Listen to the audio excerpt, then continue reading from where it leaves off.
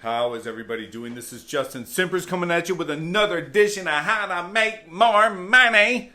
Anyway, today I want to talk to you guys about starting new adventures and how to approach those situations.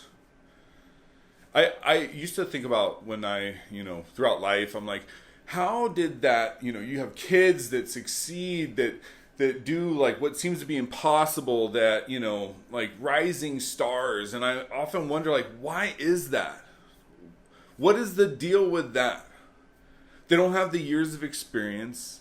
They don't have the time in business. They don't have a lot of life experience.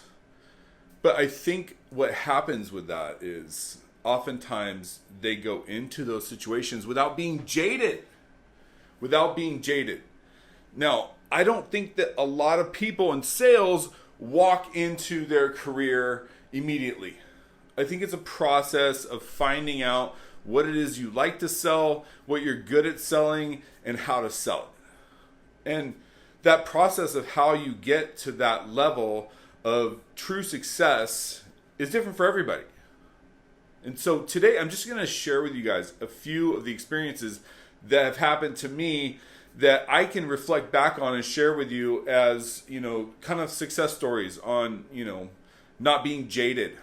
I find the older that I get, the more jaded I am, the more opinionated I am, the more that I'll project the outcome before it even happens.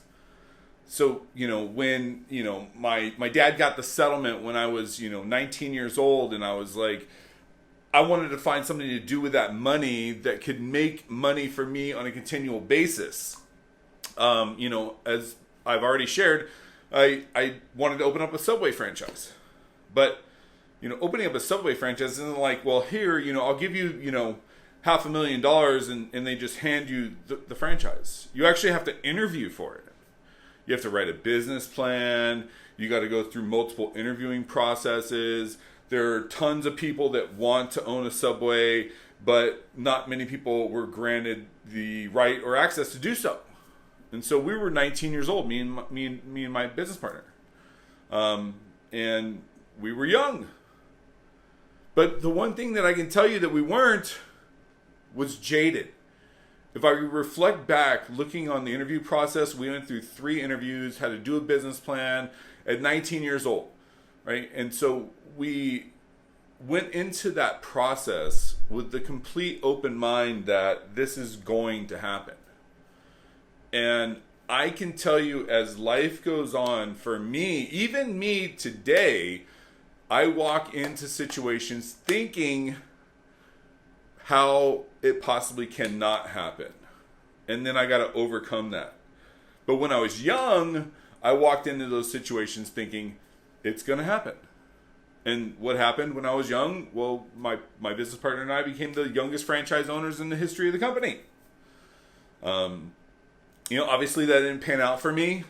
I'm not wearing a Subway shirt, right? So there was definite failure there looking back. And, I can reflect on that, And so I can also take into consideration, let's take another leap of faith, right? So after the mortgage crash, I end up at a auto advertising firm that's very well known. It's a household name. I'm sure you've heard of it. And, was a top salesman there. Income potential had already pretty much been reached. It was not up to my standards. But, if you compared what I was making to most people, it would have been like, well, that's a great living. I stepped out of that to go back into the mortgage industry with 0 promises. 0. I remember going into it, I actually did, a pros and cons list. I wrote down all the pros, I wrote down all the cons, I weighed them out, and I made an educated decision. But when I went back into the mortgage industry, I had no promises. I went from making a solid 6-figure income to a complete unknown. But when I went back into the mortgage industry, I didn't go into it jaded. I made a decision when I entered that I was gonna make it, that I was going to succeed. And, you know, obviously, lo and behold, 12 years later, it's been a complete success. But don't go into your new adventures jaded. That's one of the biggest things that I think hold people back, especially people that aren't kids. Anyway, thanks so much for watching my videos.